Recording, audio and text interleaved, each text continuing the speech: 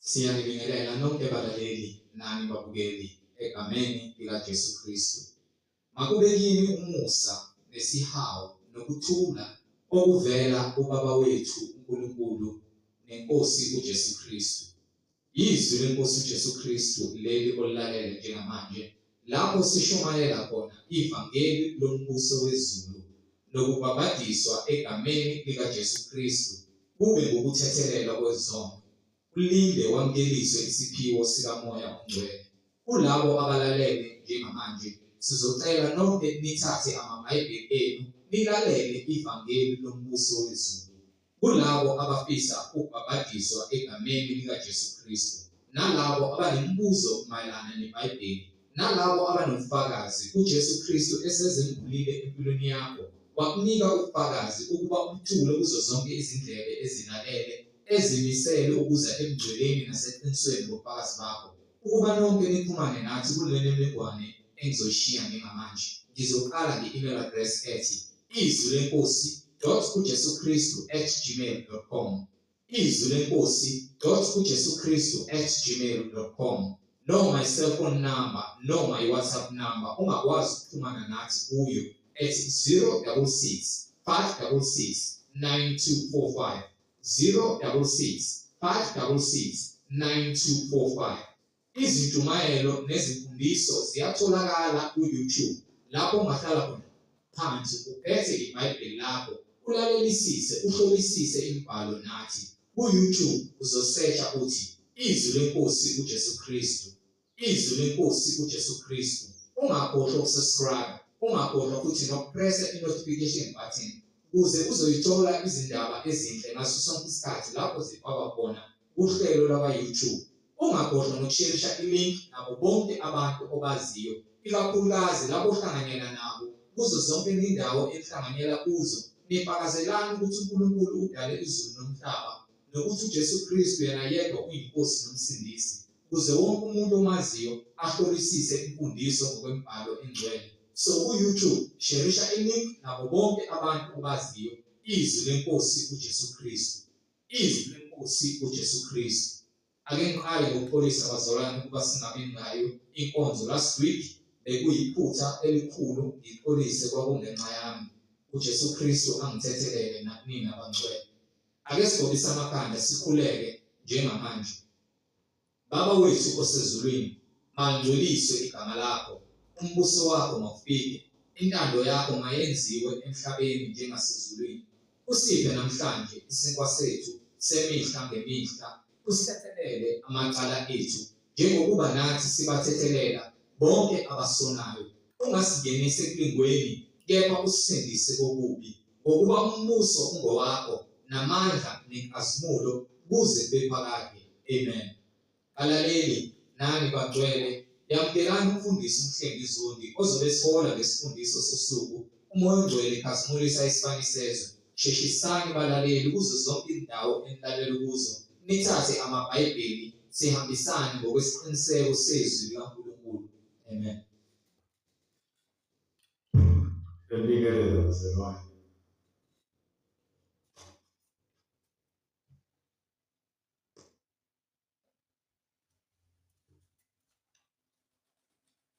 Egameni lenkosi uJesu Kristu, silokhu sifule ngona ubufakazi ngayo imibhalo ukuthi yinye inkosi, yinye inkolo, munye umbhabhadiso egameni elilodwa likaJesu Kristu.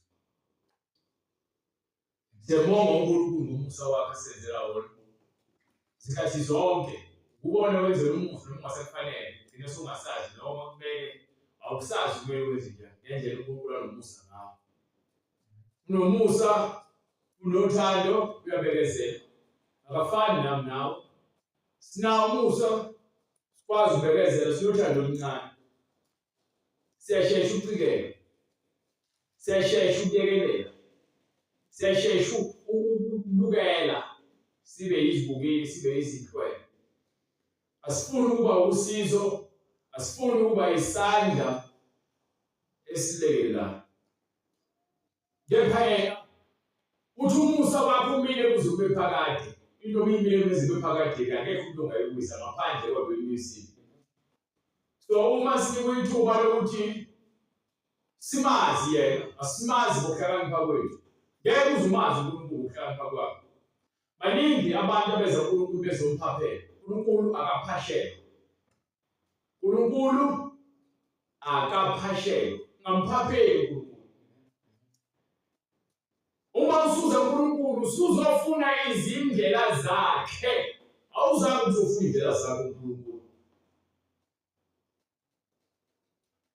So uma uNkulunkulu ezokukhombisa izindlela zakhe sekuyahlukana manje ukuthi okay sengiyayazi indlela kaNkulunkulu. Ngiyazazi zami indlela zami angizazi zisaphi. Vele egcineni indlela ezihamba azazi zisaphi. So uma khona umuntu owazi konke ngawe uyamdinga lo muntu. Umuntu owazi konke ngalokho okudingayo uyamdinga lo muntu. Uyamdinga.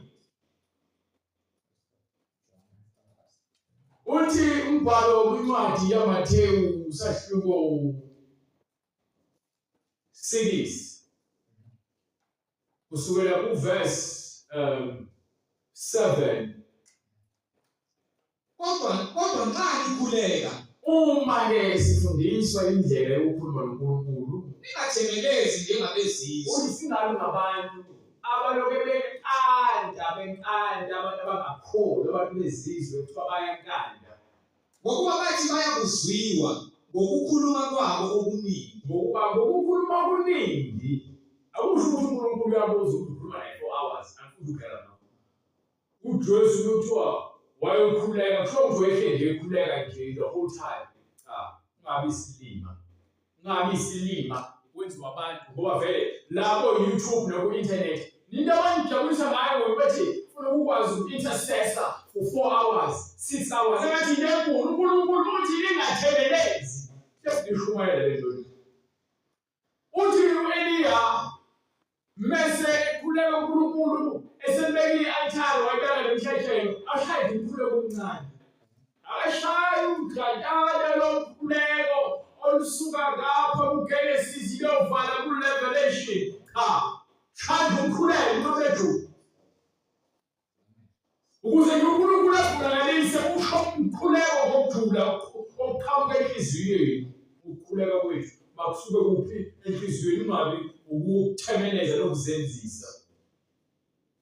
Lo mkhuleko losusuke sukhuleka usuke inhliziyo yakho ixhumana ngqo nomoya. Sukunikwe access yokuthi ukhulume ngqo noNkulunkulu. So uma sikhuleka akufanele senzele mina ngikhulekela abantu babizwe.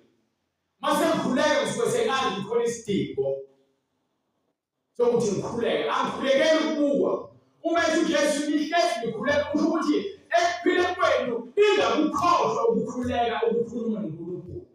Akasho ukuthi ngithi ukhuleka. Uthi nje ningaphezi ukukhuleka. Uma nginisela lapha ekadeni, uma kuthi ungaphezi ukunisela kusho ukuthi ufuna ngihlezi ngivele ipipe ukuvela amanzi ngoba sizosha izitobo. Kepha angivulele amanzi uma kufanele angene phela ezitholeni zithole umsoco ukuthi zikhule. Manje ukuthi kufanele niqabulisane ngamazwi akusho njalo isikhuluma zokhuluma ngokuba kaNkulunkulu. Sokhuluma isibabantu ngoba sisemhlabeni ezasezulwini ngeke zisale vele ngoba ziyingxenye yokuphila kwethu. Buka nje encwadi athi uLozana umpostoli konje kuphi encwadi ethi ifika manje. Incwadi incwadi le ikhuluma ngani manje? Awuphinde ukhumbuze umkhuleko. Njengoba sikhuluma ngomkhuleko nje ngifuna kuvele futhi le ncwadi le. Oye lapha ikuphi lo? KwabaseKorinte. Okay, kwaba izenzo. Izenzo sahluko okale from sahluko 7 izobuya le ncwadi.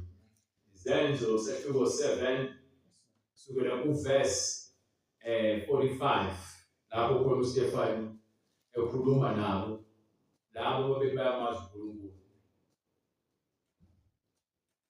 Obaba bengoJoshua balamukela balingenisa ezweni lezizwe azixoshayo uNkulunkulu ebusweni bobaba.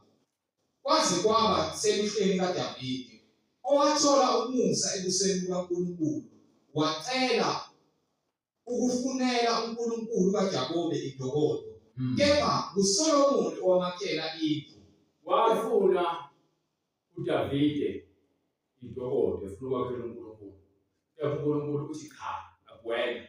Wena sowumbulali wachitha igazi. Asikhumbule uSolomoni ngezandla zakhe phathi inkemba gwaza noma enquma noma esika umuntu. Akuveli kweBhayibheli. Kepha uNkulunkulu wamukuhlaka. Mawubheka uSolomoni umfanekiso walo wezabuza. Kepha umfanekiso omncane ukuba kuyindoda ezokwakha ithempeli. Le nto yobukhosi kaNkulunkulu kubantu uyenzile yaba indlela yokuthi sibuke ngale ndlela yokuthula. Yabona muzokwenza into uyazi ukuthi kusasa sizokwenzakalani. Abantu bengayazi ukuthi bayenzelani bezokwenza kusasa. Wena usuke wazi ukamtshela lo muntu lowo oyenzayo into engazi amaphilisi. Kepha wena bese uqedile ukuthi uyazi ukuthi kuzokwenzakala. Ngesikhathi uNkulunkulu enzisa abantu izinto abandabandastand noma thumela abantu ukuthi bazobatshela ukuthi ngenzani abathembi ukuthi abakholwa. So le ndaba le yomkhuleko isivezwa ke njengoba uDavide ethi ufuna ukuyenza le nto ngisekelo umuntu wathi uyikholwa kangakanani uNkulunkulu nambekileyo ozomenza into afuna ukuthi ayenze. Hayi wena yabo Davide uyakholwa kepha manje usenezona lezi 1 2 3 esikhuzwe khona. Kepha uNkulunkulu uthi manje ngomusa wakho omningi uza kumthethelela uDavide futhi ngenxa ukuthi uDavide unalo uthando lukaNkulunkulu. Yabona uSawulu uDavide abafana. uSawulu wayindoda engazithembi izolo le. Ngisafuza ukuthemba uNkulunkulu kwamanje umuntu engazethembela kancane ethemba uNkulunkulu. Sawulu wayindoda engazethembi. iBhayibheli lichaza into ephakeme eyindoda ebukekayo. Kepha wayengazethembi hayi ngobuhle ngokukholwa engangokuba uNkulunkulu uyamthesta ukuthi ngabe uzolenza yini izwi lakhe ngezinto nje ezincane. uSawulu thiwa angahlali uyahlala. uSawulu uyathunywa thiwa angasindisi lutho uyasindisa lezo thando kuyena. Vele nje kube sobala kuseyela uNkulunkulu ukuthi le nto yami noSawulu yayizisebenza. Ngakho-ke athi-ke awuhambe ogcoba nawe uDavide lapha endlini kaJese uzokukhombisa. Athi uyafika uSamuel uyakhomba kuthiwa hayi cha hayi lo. Athi hayi lo. Thiwa abantu baphi akekho omunye ongekho kuthiwa hayi khona. Ogcina bathi uDavide uyanusa lapha. Thiwa ngenilandele. Esekhethile uSamuel bathi ukhethe indoda engangabo uhola kwethiwa cha siyena. Mina ngiNkulunkulu abheke ngaphandle ngibheke ngaphakathi umuntu ufuna inhliziyo. Usengitholile to God uDavide. Glory to Jesus. Indoda esamva kwenhliziyo yami. Ngizolo. Inhliziyo yami lokufune ngabazi lokuyabambeleka ziyafika izinkinga. Kepha na uDavide inhliziyo yakhe isemva kwaNkulunkulu. Ngisho uNkulunkulu ngicela ukwenzela umusa nami ufake lo moya woDavide lo nhliziyo yaDavide. Ukuthi ngibe indoda inhliziyo yami enamathele kuwe. Ngingabe umuntu ogudu ngomlomo kepha ngibheke ngesenzo. Ukukholwa kwami anomsebenzi. Alibalelwa lutho. Kuba ibhalwe phansi kuthiwa masobantu abazwayo izwi balenze. Ingabe ngabantu abazwayo bese abantu abangalezi uma siyafana abantu abafiki. Siyafana imizimba engenayo imoto. So wamkhetha uNkulunkulu uSolomoni walimisa indokodo. Ngoba noSolomoni wakhuleka. Washaya umkhuleko naye ujulile ukhuluma noNkulunkulu. Mose wakhuleka intambe siyawuza umthando zikaMose ekhalela thina. Khalela abantu Mose. Yabakhalela abantu Mose. uthi uNkulunkulu bese uphendule bese uzwa umkhuleko wakho uzulwini uyaphendula. Umkhuleko wakho ngiyincwadi eziyazi sathi ngo-10 sibheka ukuthi nempela uNkulunkulu akayifakazile ukuthi umuntu uma sozwa umkhuleko wakhe ezulwini uyezwa kangathi uNkulunkulu aphendule. Into enza ukuthi sheke siphume lento le yokholwa. Sibona ngathi umthandazo wethu ayiphenduleki. Sibona ngathi uma siye ngabantu engathi uNkulunkulu akabafuni uzophendulela umkhuleko. Uma ngesangomeni uNkulunkulu akasifuni isangoma, hayi ukuthi akafuni umuntu. Lo moya wokungoma nokubhula awufuni. Ukuba ilahle ithemba, ukuba lo muntu wakhe uyaqondana sokho ukuthi uNkulunkulu wakho uyokutshela zonke inkinga zakho. Yapha uNkulunkulu mekele ukuthi linda akulindeki. Bese ubekezele ubekezelele. Methi-ke uzoba right wona ukholwe uzoba right. Incwadi Izenzo isahluko seshumi verse 3. Wabona ngokusobala embonweni ingelosi kaNkulunkulu ingena kuye kungathi ngehora lesishagalolunye lemini ithi Korneliyo. Wayigolozela enokwesaba wathi, wenze njani Nkosi? Yathi kuye, imikhuleko yakho nokwesaba kwakho nokwabela kwakho abampofu umkhuleko. Asekhulekile imikhuleko lo umzama umkhuleko wona. Abheke futhi kumini. Kepha kuthiwa isenzo sakho sokucela ezulwini, imikhuleko yakho nokwabela kwakho nokuthi wena ultima unakho lonakho ivuseni kwakho bese wabele labo abahlwempu. Izipho kwenyukile kwaba isikhumbuzo emehlweni kaNkulunkulu. Uthi wenza izinto udla ukuthi uNkulunkulu aphendula akakaniki uNkulunkulu aphendula. Kubeka kodwa lento ngikhuluma namuntu. Kubeka wenze kahle. Kubeka wenze kahle. Ngoba uma ungenzi kahle thuba ukunikela kwakho nokwabela kwampofu sekukhuphukile kwakhunjulwa ezulwini, sekukhunjuliwe.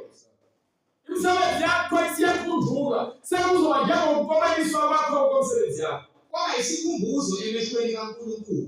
Hayi ukuthi uNkulunkulu engaboni, cha. Ufuna ukuthi uma usebenza ungasebenzeli ukubuka yini? Sebenzele ukuthi imisebenzi yakhe ikhunjulwe kuphi? Ezulwini. Futhi uJesu bekhula bekhaza indaba yayifuna khona uzoyichaza kahle.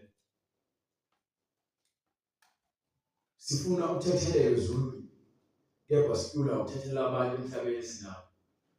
Uthi lapha kwincwadi ya Matthew chapter 5 le ithi ku verse 43 bengaphosisi noma uhlehla nje ukhuluma ngokuthethelela hayi ukulonduzana ayike yaphosisa ngikusahluko 25 waMatheyu kuba ngiyibona le yaMatheyu 5 sahluko 25 ngifuna lapho basibhineni eseveza sahluko 25 ufuna verse 1 46 and you can verse 46 okay from verse 43. Incwadi ngokungathi isahluko 25 from verse 42. Ngokuba ngangilambile angiphanga ukudla, ngangomile angiphuzisanga, ngangingumfokazi angingenisanga, ngihambaze anengimbathisanga, ngigula ngisentilongweni aningihambelanga. Khona bayakuphendula nabo hayi yiloku 18 18 lezi cishe zikhuluma into efanayo manje ngizama ukubuza ingqondo kahle u18 kala from verse ugcina verse 1 okay from verse 30. Kepha ayivumanga kodwa yahamba yayifaka entilongweni. Awuhlehla futhi encane nje from verse. Incwadi ngokukaMatheyu isahluko 18 verse 23. Kaloku umbuso wezulu uyakufaniswa nomuntu oyinkosi obethanda ukubalisana nezinceku zakhe. Kwathi eseqale ukubala kwalethwa kuye enye kwalethwa enye enecala lamathalente ayizinkulungwane eziyishumi, kepha ingenalutho lokukhokha. Inkosi yayala ukuba kuthengiswe ngayo, nangomkayo, nangabantwana bayo, nangakho konke enakho kukhokhwe. Ngalokho inceku yawa phansi, yakhuleka kuyo yathi, ake ungibekezelele, ngiza kukukhokhela konke. Inkosi yaleyo nceku inesike, yayikhulula, yayithethelela icala. Kepha kwathi isiphuma leyo nceku, yafumana enye yezinceku ezikanye nayo enecala kuyo lawo dinariyu abayikhulu. Yayibamba, yayiklinya, yathi, khokha icala lakho. Khona inceku ekanye nayo yawa phansi, yayincenga yathi, ake ungibekezelele, ngiza kukukhokhela. Kepha ayivumanga, kodwa yahamba yayifaka empilongweni ize ilikhokhe lelo cala. Izinceku ezikanye nayo zathi ukubona okwenzekileyo, zadabuka kakhulu, zaya zabika enkosini yazo zonke okwenzekileyo. Khona inkosi yayo yayibiza yathi kuyo, nceku embi, lonke lelo cala ngikuthethelele lona ngokuba wangincenga. Ungahawukelanga yini inceku ekanye nawe, njengokuba nami ngikuhawukele na? Inkosi yayo yathukuthela, yayinikela kubaphathi betilongo, ize ikhokhe lonke icala layo. Kanjalo naye uBaba osezulwini uyakwenza kini uma ningathetheleli ngezinhliziyo zenu kube yilowo naloyo umfowabo. Nayo indaba lenkolo, indaba ezibuhlungu, indaba zentethelelo. Sifuna uNkulunkulu asethelele abanye abanandaba noma abathethelela noma abayithetheleli, as long bethe uNkulunkulu ufuna imoto, uNkulunkulu ufuna umfazi, uNkulunkulu ufuna imali, uNkulunkulu ufuna umsebenzi. Oqhamuka naloko ngithi hhayi uNkulunkulu uyakubika nantu abafuthi uzobika mo. Awumhapho lokuthini? Siyogijimela lokho kunomo, siyakufuna lokho kunomo. Kepha bese kuziwa kulokhu kokuthethelela amacala, bese kuziwa kulokhu kokubeka abaphofu. Qale kusinde kube nzima, kube khona izimponondo, kube khona izaba, kube khona izilandulo. Kuba sekumele phela nawe wenze okuhle kwabanye abantu. Uthi-ke umbhalo, uma nathi sifana nale ndoda le eyathethelela amacala ayo bephefule ukuthethelela, thiwa icala lale ndoda, ungacabanga nje uhambe uyofaka ijele uboshwe, thiwa 20 years noma 20 years mncane, 20 years esikhuluma kwasezulwini, thiwe nje no uyofaka esobhweni lapha noma uyofaka ekhirini lomlilo. Bese thiwa hayi lapho waphuma sikhokha konke. Kungenzeka yini usesibhedlela ukhokha isikweleti? Ngoba into elula esibhedlela uyanakekelwa, ulimele uzuzula ikhave, lapha ejele uboshiwe apho kusebenza, uzoyatha imali yokuthi uyokhokha. So kahle isibonelo sokuthi uzolahla endaweni embi lapho ukwazi khona ukuthi uphile uphume, until uzukhokhe konke ububi wenzile. Ungenzeka ukhokhe ububi wenzile, ngenzeka yini? Ngiyafuna phela uzongiphendula ngeBhayibheli, hayi ngomlomo.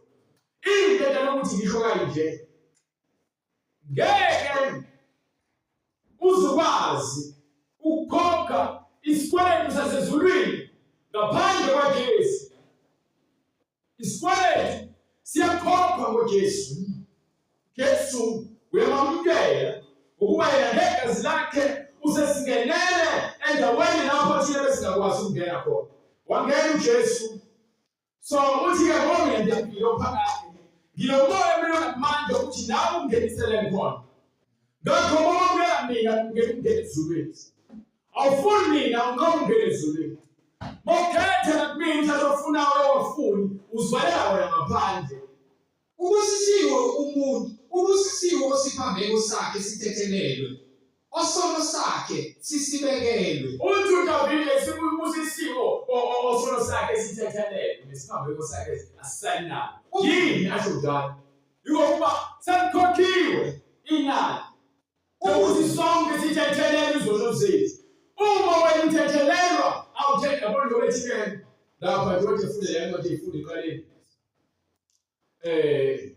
iveza uthi uma ningathethelela abantu ezinhliziyweni zenu wena idaba la into umkhohlisi la into eyinkingi uma ningathethelela abantu ezinhliziyweni asho ukuthi hayi uma ungamthetheleli ngomlomo wakho uyazi ukuthi umlomo unamandla usho lokhu uqondo sikhuluma ulimi oluqondile kakhulukazi uma ungakwazi ukukhuluma ulimi oluqondile nomuntu othize ngigweme hayi ukuthi ngiyaqabana cha ngigweme ukepha ukhuluma ulimi oluqondile ukuze kulungisiwe usulungisela namhlanje nakusasa isikhathi esiningi uthi ulungisela isimo sanamhlanje usulungisela ikusasa abantu bayala uma ufuna namhlanje bonakala bakuthatha ikusasa lizolunga akwazi ukulunga namhlanje ekubeni nonakele namhlanje ikusasa uthi wena uzolunga wabona kulunga onakele izolo kulungiswa manje uthi ufuna ukufika kumonakalo unako ukulungisela ukuthi kuzobonakala kufanele kulunge kodwa awuhlali ukhokho bathi cha uNkulunkulu uyobona uNkulunkulu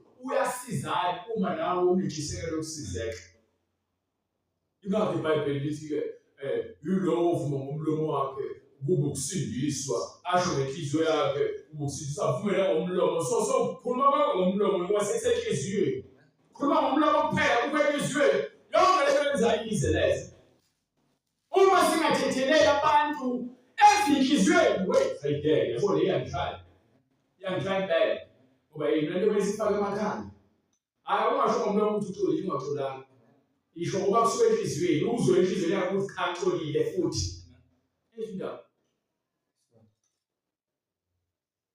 ngoba yini ayikho into eletha ukuthula enhliziyweni yomuntu njengenhliziyo exolile inhliziyo yakho engaxolile kufunga ngomlomo wakho ngixolile kepha ubuso bakho busabonakala ukuthi uvuvukele ngenxa yentukuthelo hayi kwenxa obuhlungu uvuvukele ubuso ngenxa yentukuthelo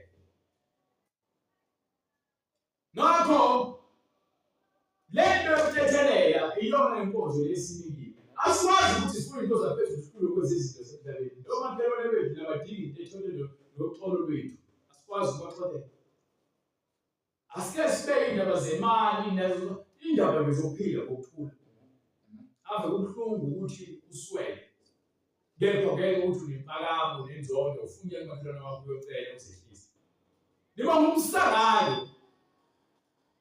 abantu abangumsangalo le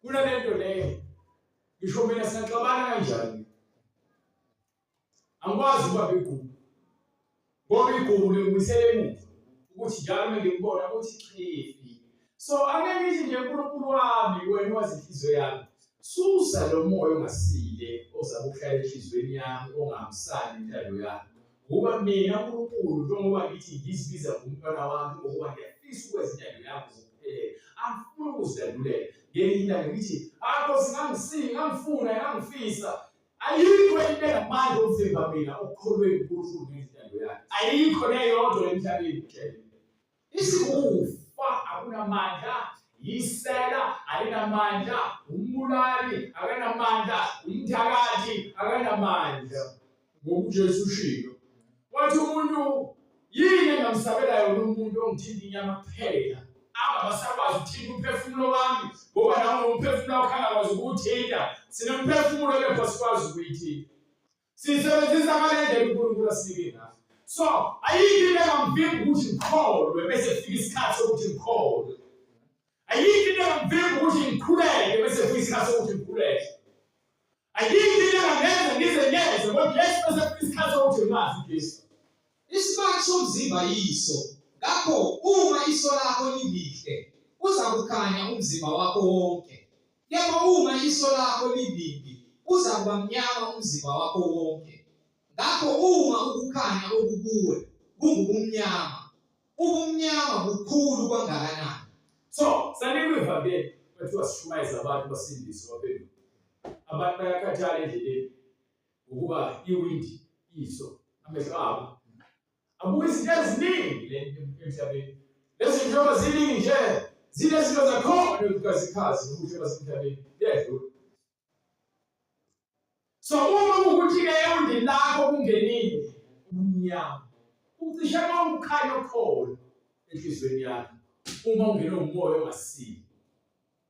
Ucisha yonke into ethi ukuluza oyenzile. Phambi koNkulunkulu hayi phambi kwami. Mina ngisuke ngisazi ukuthi hayi usanda ke 500. Hayi usanda ke 1000. Ngiyakwazi lokho. Ngapha kuNkulunkulu uzodlulile kusabili uzodlulile wena. Bangalo isimila mhlambe ngibona kungufu 1000. Mhlambe ngibeke ngenile nje balisi ngitholele. Cha lo muntu kanje aqala igama. Futhi isilingo samqobo. Imali-ke ingakwenza umpumutho ngokuba kuthiwa isipho siyovala amehlo omuntu ohlakaniphileyo amenze abe impumutho. Futhi imali lengwazelo nithatha niyifune ngenkani nize nabantu abahlakaniphile nisendaweni mfana. Kepha mina ngiphoqelwe ukugwazela ukuthi iphume kuthina ngenkani ukuze kufezeke iy'nkanuko zethu. Uthisha esikoleni ukwazisa izingane uzehlisa amaphepha. O-50 rand ziyabakhipha. Ama-lecture enza njalo. Amaphoyisa enza njalo. Ezinkantolo benza njalo. Odokotela benza njalo. Ima-police station ileyo ndawo. Traffic department abasikwazisa ukuhlola befuna imali ze-drink ngenkani. Bathi awuphasi ungayikhephi imali ye-drink. Awudluli lawa uzothola ithikithi ngemali ye-drink. Uma ungayikhiphi imali ye-drink. Yabona sekusebenzisa izigilamkhuba ngabe zigada thina. Ithina lesigada zona manje. Ngokuba iso umuntu abuka ngalo akuselona lokukhanya kusevule iwindi lokumnyama. So lo kumnyama ngabe kungakanani ngoba lithi uma ufunda le ncwadi uyifunda izinto ngokugcwala kwenhliziyo yomuntu kanjalo. Nengembo yakhe mekhuluma. Lokugcwala kwenhliziyo yakhe nje kwenza kuvele ukuthi enhliziyweni yakhe ngempela umuntu ucebeka kangakanani. Ngoba uyayithola. Hayi. Ngifunde ngisho ngisho ukuthi incwadi yakuveza impela sobala. Ayifihli ukuthi njengokucela lokugcwala kwenhliziyo yomuntu uzobuza emlomeni lo muntu lo emlomeni wakhe enhliziyweni yakhe khona. Yabo. Into mengekho right ayikho right. Ayibi right ngoba naku yenziwa umfundisi noma ngoba naku yenziwa upresident noma yenziwa usaziwayo ku-TV. Uma into i-wrong phambi kaNkulunkulu nazi iqiniso ukuthi i-wrong ngendawo kaNkulunkulu eBhayibhelini fanele ngenziwa kuNkulunkulu ayidlula nje. Angisho ukuthi mina angifunde lento ngoba ngenziwa kuNkulunkulu ayidlula iseqedile. Asikho sokuthi lo mfuna ungqubuzana nabantu ngezibhakela kuze kukhuphuke imimoya ekhaya. Ngenziwa kuNkulunkulu ayidlula lento.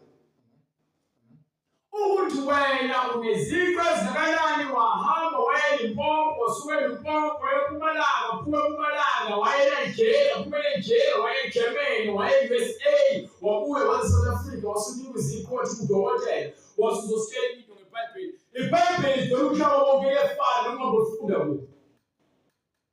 Nakuyiphi indlu elingena kuyo ibanga kancane. Ayikho into ozofundela eEurope bese uzofunda mhlawumbe ufundisa into enhle ngeBhayibheli. Usafunda leBhayibheli bebethi NKJV usafunda wena New King James Version. Maybe NIV usafunda wena New International Version. Maybe King James Version usafunda wena King James Version. Uma ufunda lesizulu ufunda iBhayibheli elilodwa. Ukuthi uNoah wasuka wayokwenza ehlathini.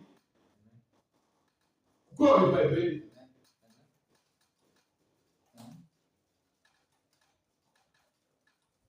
Ngapha ukuthi uNoah wazalwa ngamuphi unyaka wazalelwa kuphi akukho lokho eBhayibhelini. yile futhi engasisingalothi komdlule bethu babone ngathi badlisa kakhulu ngoba bekhuluma lezi zinto omunye beshumayela lapha usho izimfihlakalo bekhuluma amanga ayikho lonke eBhayibhelini kubayifakasela eBhayibhelini uthi ngesikhathi umpostoli Pawulu echaza laphayana kwincwadi yesibili yaseKorinte esahluko 12 uthi ngokuba uthi omunye mechaza engathi la khona uhlanganisa isambulo anaso ngicabanga ukuthi umpostoli Pawulu kweyincwadi ezenzo sahluko 1:14 washawa uthe bese shaya umpostoli Pawulu bamthatha bebeka ngaphandle kwethu usifile usathatha leyo ndaba yena usethi ke ihlangana nale ncwadi ethu umpostoli Pawulu la kwaseKorinte ukuthi ke wake wazi khona nje sesimweni sokuhlangana ngokamoya umvulele lo ncwadi incwadi yesibili kwaseKorinte sahluko 12 siqala uverse 3 yebo ngiyamazi umuntu onjalo nakuba wayesemzimbeni nakuba wayengekho emzimbeni angazi uNkulunkulu owaziyo ukuthi wahlwithwa wayiswa eparadise wezwa amazwi angakhulumekiyo okungavunyelwe ukuba umuntu awakhulume akusho ukuthi uwamaphi lo mazwi njengoba ithi ke lo uthi ke lana ke lo mfundisi befundisa umpostoli Pawulu usethi ngoba nakho babemshayile ngalo ngokubhekele lencwadi esezenzo sahluko 14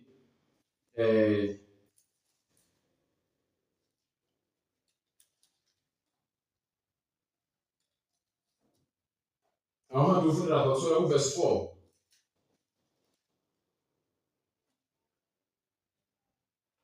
yaba isiqubu somuzi sahlukana phakathi abanye baba ngakubaJuda nabanye ngakubapostoli kwathi ukuba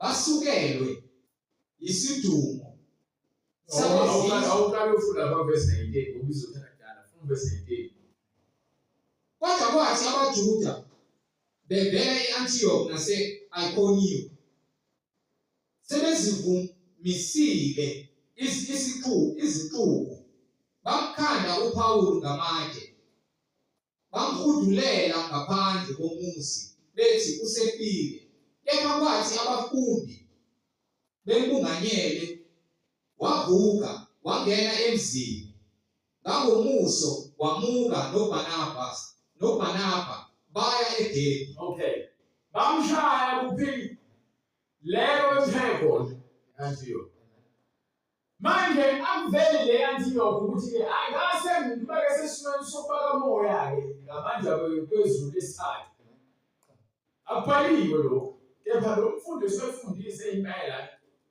ayisambulo sakhe abantu bobona ukuthi ngenxa ungawa zamaBhayibheli bayavuma mose umuntu lelishoyo wayothatha isinto engekho ngoba phela uzokethayila ayikho la bephili khona befiyo lento engishoyo ungahamba uyofunda leyo uzoshaya into engenamsebenzi la uzoba nesambulo esibhedayo manje umuntu ofana nami ukhuluma kanjetiwe akunomona hayi nje ukuthi unolala engakho abantu ngebaphendula ingoba uphenduka uma kusayithanda usefaka umoya wokhohliso usukholwe amanga aze aba isihloko sakho asewubhuti wakho asewusisi wakho amanga mzalo bobo yethu usathana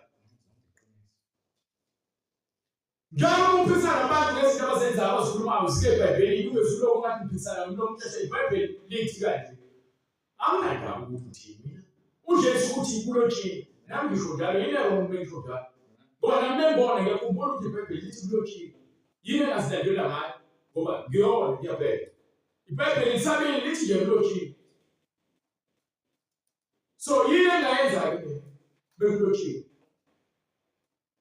mina nawe kumele sibe sesimweni sokwazi ibhala into eyenza ukuthi igcine sengathi ukudla yedwa ngoba yini angihambe ngizifaka abantu bona kunginceda ukuba sesiqhubweni angishumayeleli ukuba sesiqhubweni angishumayeleli futhi ukuba nga-umbrella ngaphansi ka-umbrella ufuna ngaphansi ka-umbrella yaKristu esokuthi sibonisana ngokwembhalo ungikhombise into ofuna ukuthi ngi-understand ngivume futhi ngokwembhalo ngiyenze futhi ngokwembhalo ngikhululeke ayikho into ezoyenza ngemizwa yakho ngokwezwi kaNkulunkulu ukuba limile kuze kube phakade aliguquki usho uZulu kuyodlula izulu umhlaba kepha ungazange edlule nelodinga nekhashaza kuloko kulotshiwe baprofethi nakumthethweni ngoba yini konke kulotshiwe fanele eqale egcwaliseke bese kuyimanqaka umhlaba wephelele kwamanje cha sathuswa ukushisa kwelanga sathuswa izitabane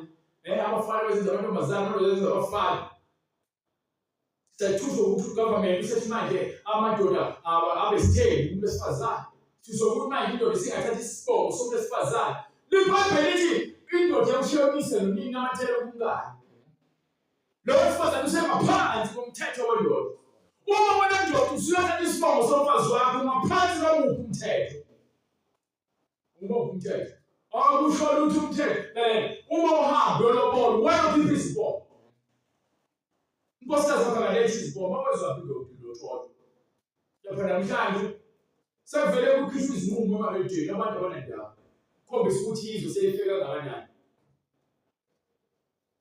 konke lokho kufanele kwenzeke ukuthi lesishiwo bathi-ke baqhubeka bathi okubi kuhle ezikhathini ezizayo bathi okuhle kumbi yona mhlawumbe ukhuluma iqiniso nje ngathi bafukile ngathi bafaka inkalane abantu banika unyongo uqobo lwayo bajiya wemuntu bajiya uswele abantu abafuni lutho nje abantu iqiniso mayincane ngakobireti mfundisi thayifundisa yayayifana kahle phala usudlula kakhulu phala manje ezizwa phela kumele uzinake eBhayibheli kahle mfundisi mafundisi wo bongela sisambulo ngomoya wokuzithoba hlala phansi awunayo kwesibili ukhuluma iqiniso kuleceleni bona edemini faka abantu abazodlala idemi bafaka amagoli bafuna ukuwina inhliziyo zabo ezitheni bafuna ukuwina ethebeni akuvele ehlalo lo ngoba kwedla uNkulunkulu akaciciyelike uNkulunkulu akaciciyeli ongizwayo nina uyangizwa mina babe lapha mfundla lo uNkulunkulu akaciciyeli uyavela naye indoda lapha ababiza ukubani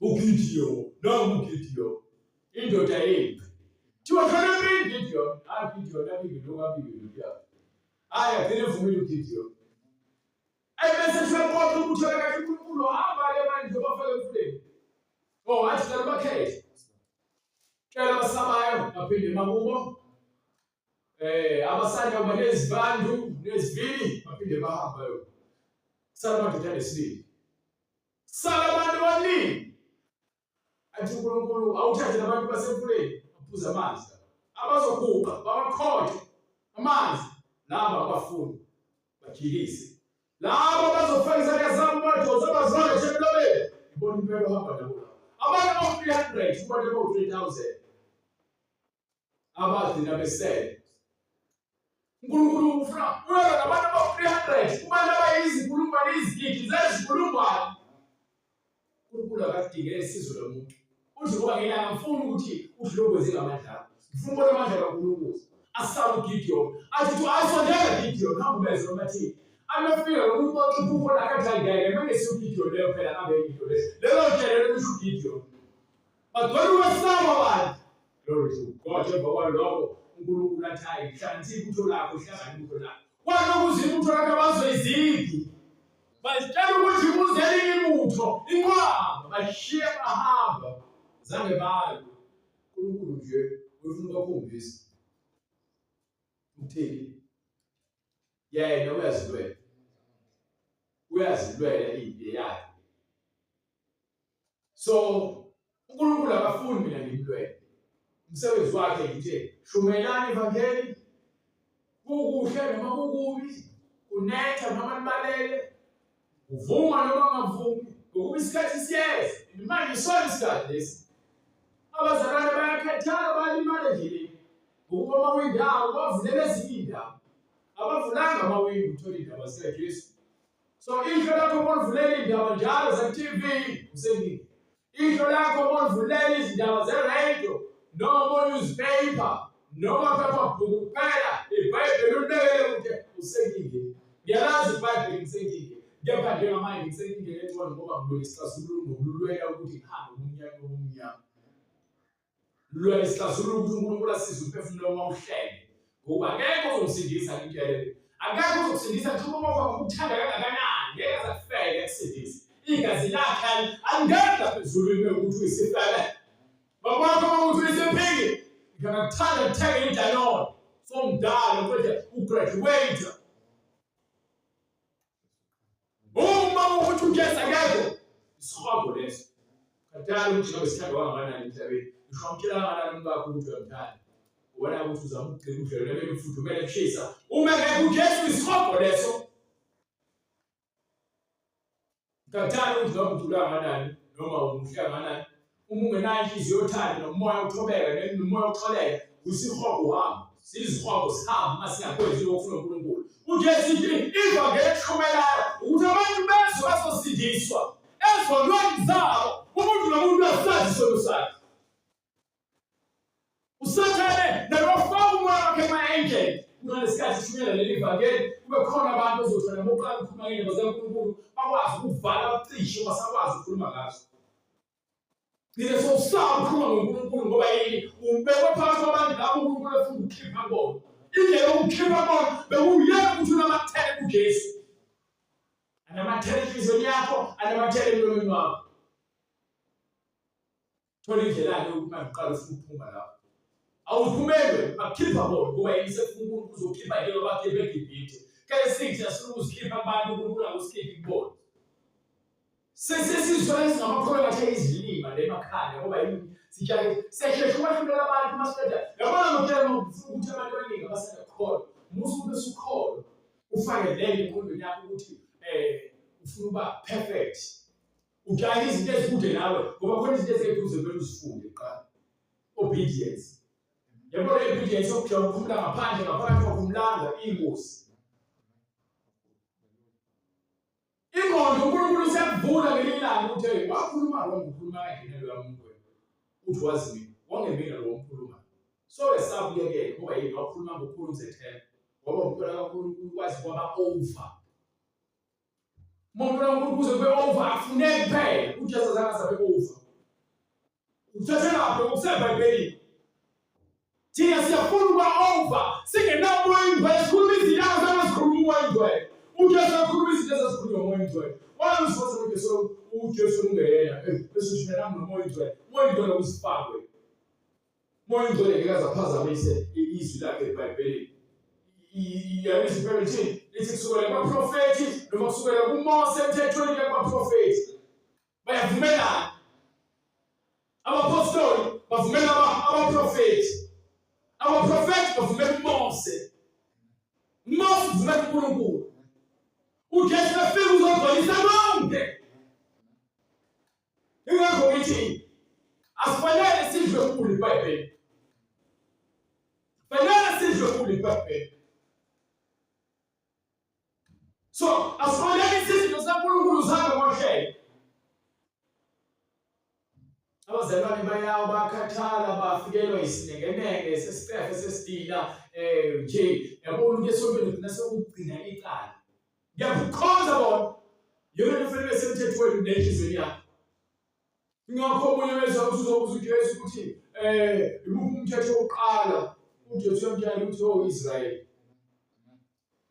uNkulunkulu munye uNkulunkulu wakho futhi othanda yena inhliziyo yakho yonke ingqondo yakho yonke nangamandla akho onke masuke enhliziyweni yakho uNkulunkulu noma kuthiwa uye kwenhlanganyelweni kepha nje ethela ekuhambeni kwakho nje izwi lakhe liseduze nenhliziyo yakho lokho kuyakusindisa umphefumulo wakho siphila ezikhathini ezinzima kunzima kuhlukile uma singalungiseleli isikhathi esizayo ngamanye sogcina nathi sidumba libona iBhayibheli uma kungenzeka ifuna labo bakhethiwe impela angithi ukuthi ngikhethiwe kepha izwi lakho ngoba sengizwele ngifuna ukulenza futhi sengikhethiwe ngoba phela uma bengalizwi izwi lakhe beqhubeka ngibe umhlengi lo bezithi umhlengi kepha manje sengibona ukuthi ngenza izwi lakhe sengiyaphuma kumina iziBhayibheli sebekuzwa konke lokhu basebehlabeke ezinhliziyweni basebethi uPetro noma yapostoli amadoda abazalwane siyokwenza njani na wayesethi uPetro ubona phendukani yiloyo naloyo abhaphathizwe egameni likaJesu Kristu kukho ukuthethelelwa kwezono zenu. Khona nekwamukeliswa isiphiwo sikaMoya Oyingcwele. Ngokuba isithembiso ngesenu nesabantwana benu. Yes. Esabo bonke abakude, bonke inkosi uNkulunkulu wethu eyakubabiza. Wafakaza ngamanye amazwi amaningi obayalo uthini? Zisindiseni kulesi sizukulwane esiphambeneyo. Okay, siyabonga uNkulunkulu ngezwi namandla empilileyo. Siyacela nje uNkulunkulu asiphe amandla ukuzisindisa lesi sizukulwane esiphambeneyo. Nawe lapho khona kuphi nakuphi usuzwile izwi liyakuhlaba enhliziyweni. uNkulunkulu uzokuyenza nje la sofika kuwena uzongena emanzini. Uma sowuphenduka wena usithinte ngemininingwane oyibonayo ku-screen noma oyizwile ngesikhathi inkonzo iqala. uJesu Kristu inkosi, siyabonga uNkulunkulu ngomusa wakhe. Baba uNkulunkulu ondothando, wena wazi konke esenhliziyweni zethu. Siyacela uNkulunkulu usiphe amandla okunqoba isithu sathane, usenzele futhi inkonzo uNkulunkulu yokubuyisana nawe. ngoJesu Kristu imandla onke sizivume konke uNkulunkulu okuyiziphambeko zethu, singavumi uNkulunkulu ukuthi sicindezele sithi konke esikwenza sikwenze ngokuzinikela egameni lakho. Baba siyacela usithethelele lokhu esikwenzile okubi singenakho uqobo. Lokhu esikwenzile sikwazi uNkulunkulu, siyacela nakho usenzele umusa wakho omningi uze usisize ngokusikhipha ogibeni likaSathane. Siphephiswe egameni likaJesu Kristu ukuze kube phakade.